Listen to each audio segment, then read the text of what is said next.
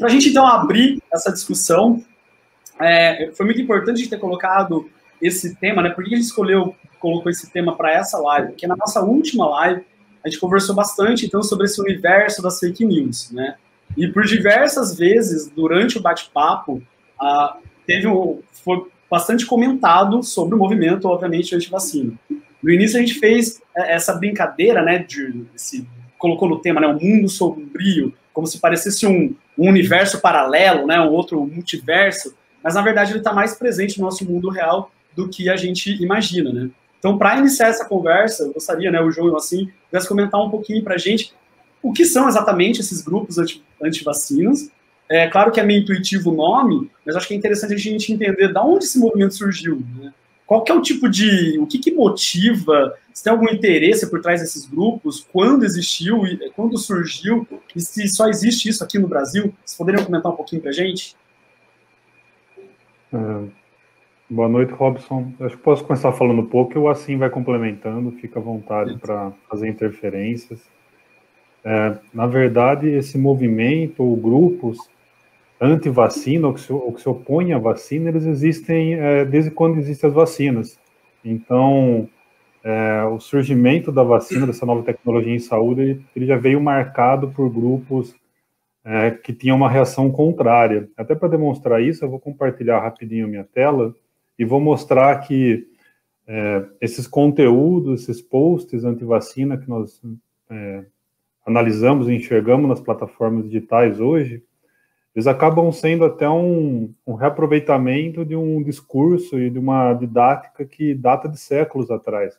Então, só para comprovar que realmente isso ocorre já há muito tempo, eu vou compartilhar aqui rapidinho algumas imagens.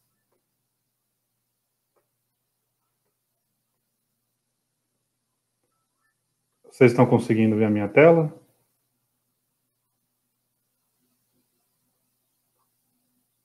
Está aparecendo a imagem? Tá sim, tá sim. Tá ótimo. Então, esses cartazes aqui, eles datam do final do século XIX. Então, se no Brasil nós temos um personagem tão conhecido, principalmente para quem é um pouco mais velho, que é o Zé Gotinha, relacionado às vacinas, a tentar criar essa familiaridade principalmente com o público infantil. Quando as vacinas estavam surgindo, já havia toda uma campanha contrária à vacina, até por ser algo novo, realmente existiam muitas dúvidas, e enquanto os profissionais de saúde, os cientistas, se esforçavam para explicar e tentar trazer confiança à população, já havia o embrião, então, desse movimento contra as vacinas, uma liga contra as vacinas, e eles criaram até esse mascote sombrio e bizarro, que é essa caveira, que seria o vacinator, então, associando diretamente a vacina com a morte. E nós vemos esse personagem aparecer em várias outras artes dessa época. Esse cartaz aqui data de 1885.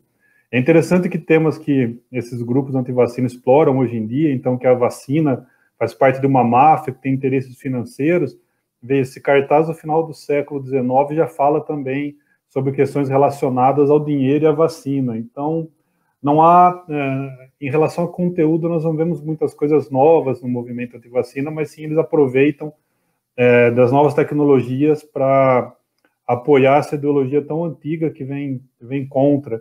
Então, aqui, esse seria o Zé Gotinha deles, que é essa morte macabra, tenebrosa. Então, aqui, novamente, a vacina sendo associada a um monstro que come criancinhas, perigo das vacinas. Isso aqui só para mostrar que essa última arte é interessante, porque também é algo bem atual. Vou abrir aqui de novo. Que ela é uma crítica, então, à vacinação forçada. Novamente, eles tentando fazer uma oposição entre a liberdade pessoal e as políticas públicas de saúde com a vacina obrigatória. Vou terminar aqui de compartilhar.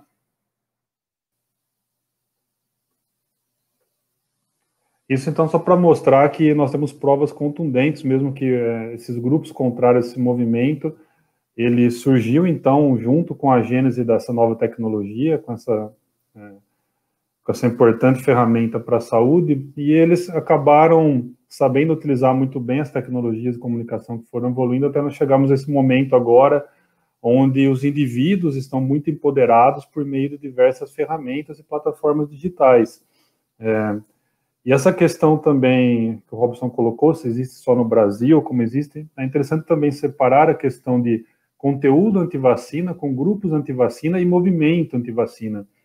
Então, nós temos países, sim, que existe um movimento com instituições antivacina, com influenciadores antivacina, e o grande exemplo é os Estados Unidos. Então, o cenário deles é muito crítico, porque além deles terem toda essa estrutura, essa organização antivacina, você tem plataformas comerciais que giram cifras enormes, na casa dos bilhões de dólares, justamente impulsionando o conteúdo antivacina. Por quê?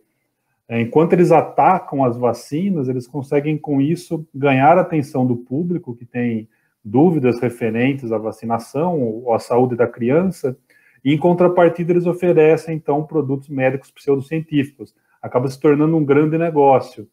E, a partir do momento que essa roda financeira começa a girar, fica muito difícil segurar esse movimento, esse tipo de conteúdo, porque, enquanto está orgânico, o limite acaba sendo... a abrangência acaba sendo bem limitada. As plataformas acabam restringindo bastante o conteúdo orgânico. A partir do momento que você começa a financiar a desinformação, isso expande de uma maneira muito rápida. Por isso precisamos tomar muito cuidado para que essa estrutura, esse movimento financeiro, às vezes com respaldo político, não se enraize aqui no Brasil. Na Itália, o movimento também ganhou muito tração, mas aí não foi nem tanto pelo lado comercial, foi mais pelo lado político. Eles conseguiram se infiltrar em grupos políticos radicais e transformar isso em uma pauta política. Isso é mais perigoso porque, principalmente no final do ano passado, nós vimos a vacina, principalmente as vacinas da Covid-19, serem muito partidarizadas e politizadas de uma forma ruim. Então, precisamos continuar bem atentos. Aparentemente, isso foi um pouco desarmado, não está mais naquele ritmo que nós vimos no final do ano passado, mas precisamos continuar atentos. O lado comercial ainda não chegou no Brasil, pelo que nós monitoramos, então não tem grupos, sites, portais que trabalham com remédios pseudocientíficos e utilizam essa narrativa antivacina para atrair usuários. Temos, sim, plataformas e diversas que vendem e trabalham com desinformação em saúde, mas eles ainda não adotaram essa linha de discurso, por isso é importante continuarmos monitorando. E também outra questão muito importante, que agora, certamente, a população está muito mais esclarecida, temos muito mais recursos do que o final do século XIX, mas também agora esses grupos, como eu comentei, eles têm muito mais instrumentos para fazerem essa pauta tão perigosa para a saúde pública avançar.